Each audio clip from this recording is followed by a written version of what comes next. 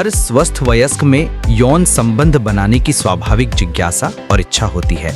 कुछ लोगों के लिए ये शादी जैसे प्रतिबद्ध दीर्घकालिक संबंधों का रूप ले लेता है, जबकि अन्य लोग अल्पकालिक प्रेम प्रसंग या यहाँ तक कि भुगतान किए गए मुलाकातों जैसे अधिक अनौपचारिक अनुभवों की तलाश में रहते हैं।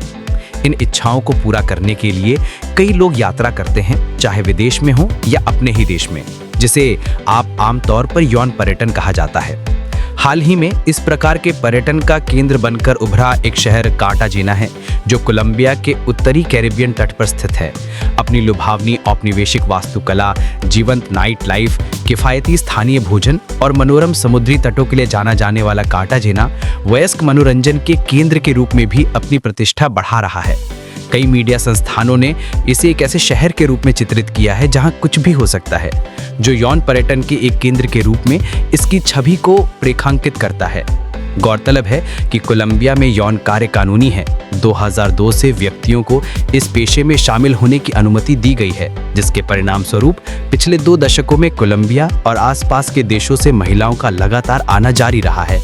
इस वैधता के बावजूद कोलंबियाई सरकार कार्टाजेना की छवि को एक परिवार उन्मुख पर्यटन स्थल के रूप में बनाए रखने के लिए यौन सेवाओं के खुले प्रचार या विज्ञापन को हतोत्साहित करती। आज कई युवतियां, खासकर हैती, वेनेजुएला और होंडुरास जैसे आर्थिक रूप से संघर्षरत देशों से बेहतर जीवन की तलाश में कार्टाजेना आती हैं। कुछ दिन में नियमित नौकरी करती हैं और रात में वयस्क मनोरंजन का काम, जिससे शहर की सुरम्य और आकर्षक सतह के नीचे मौजूद जटिल और अक्सर अनदेखी आर्थिक सच्चाइयां उजागर होती हैं। हर स्वस्थ वयस्क में कामुकता के प्रति स्वाभाविक रूप से जिज्ञासा और इच्छा होती है। जहां कुछ लोग विवाह के माध्यम से आजीवन प्रतिबद्धता चाहते हैं, वहीं कुछ लोग आकस्मिक संबंध या अल्पकालिक मुलाकातें पसंद करते हैं, जिनमें कभी-कभी वित्तीय लेनदेन भी शामिल होता है।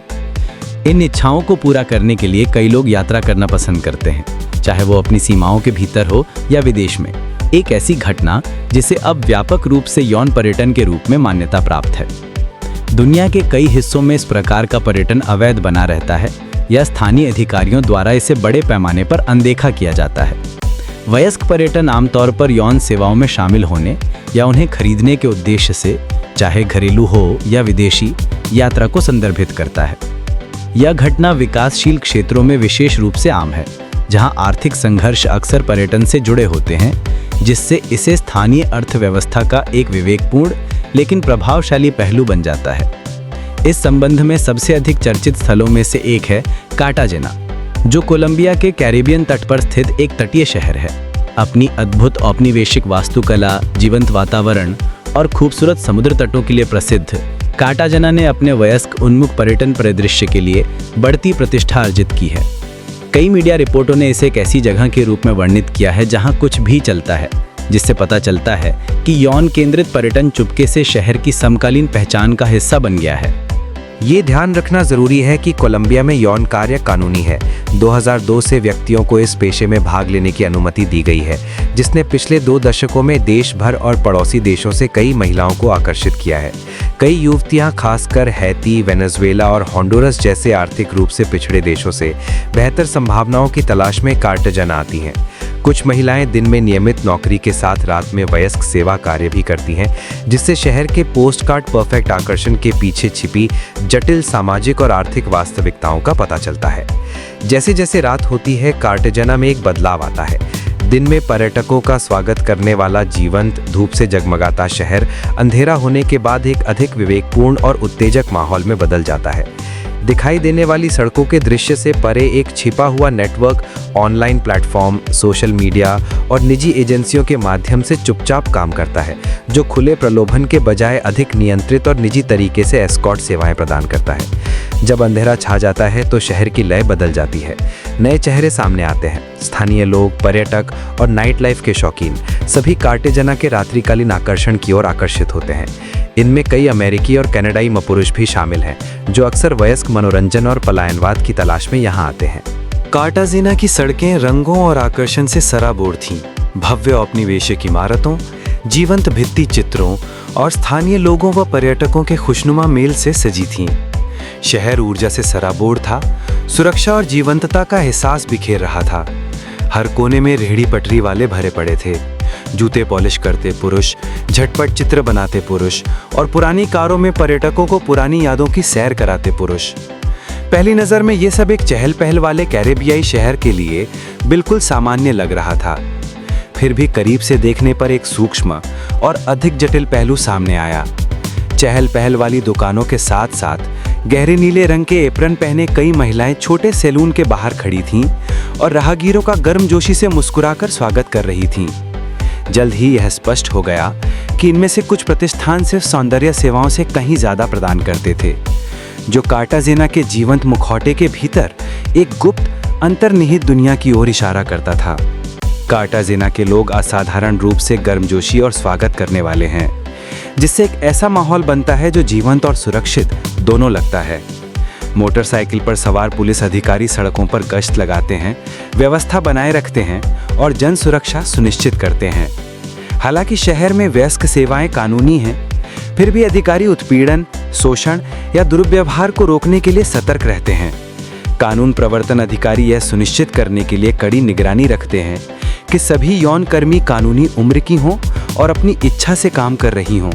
जैसे जैसे रात होती है, पर्यटक खुले रेस्तरां में भर जाते हैं, ताज़ा समुद्री भोजन का आनंद लेते हैं, सड़क पर प्रदर्शन करने वालों को देखते हैं और हाथ से बनी कलाकृतियों को देखते हैं।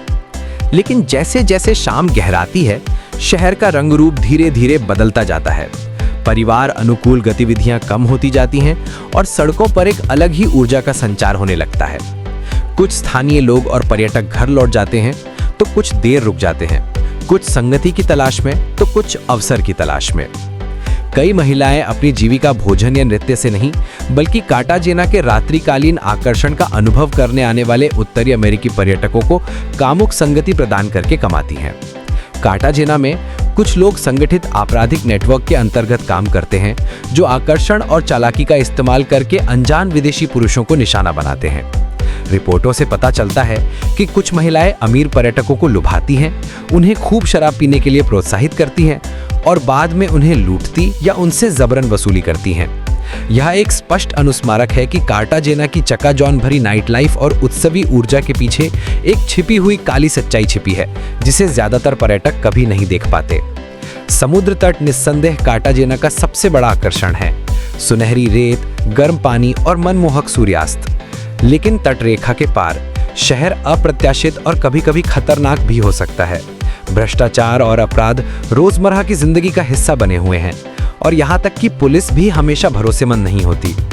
कुछ अधिकारी स्थानीय लोगों को परेशान करने या उनसे जबरन वसूली करने के लिए जाने जाते हैं। निर्दोष लोगों को गिरफ्तार करने, उनकी कमाई छीनने या उन्हें डराने धमकाने के लिए जाने जाते हैं। कई लोग जो मामूली जीविका चलाने के लिए रात में काम करते हैं, उनके लिए यह वास्तविकता एक निरंतर संघर्ष है। कार्टाजेना में पहली बार आने वाले विदेशी पर्यटकों के लिए, जो नाइट लाइफ का आनंद लेना चाहते हैं या नए लोगों से सुरक्षित रूप से मिलना चाहते हैं, सावधानी जरूरी है। हमेशा एक भरोसेमंद स्थानीय गाइड ढूंढें, लेकिन सतर्क रहें। अगर कोई आपके पास कोई प्रस्ताव लेकर आता है, चाहे वो संगति, मनोरंजन या अनन्य अनुभव के लिए हो, तो उसे स्वीकार न करें। अजनबियों को अपनी ओर से कोई भी व्यवस्था करने से बचें। अक्सर ये दोस्ताना दिखने वाले इशारे छिपे हुए इरादों के साथ होते हैं।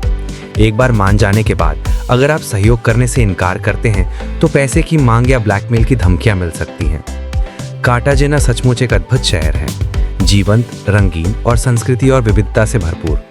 फिर भी आज कई महिलाओं की आवाज़ और आज़ादी को शहर के जीवंत बाहरी आवरण के नीचे दबाया जा रहा है। फिर भी कार्टाजेना की सुंदरता और आत्मा का आनंद लेने आने वाले पर्यटकों का आमतौर पर स्वागत किया जाता है और उन्हें सुरक्षित रखा जाता है। ये लंबे समय से एक ऐसा शहर रहा है जो दुनिया के लिए अपनी बाहें खोलता है, और उस गर्मजोशी और खुलेपन को बनाए रखना इसकी पहचान के लिए ज़रूरी है। कार्टाजेना में कई महिलाएं एस्कॉर्ट के रूप में काम करती हैं, खासकर शहर के मुख्य पर्यटन जिलों में।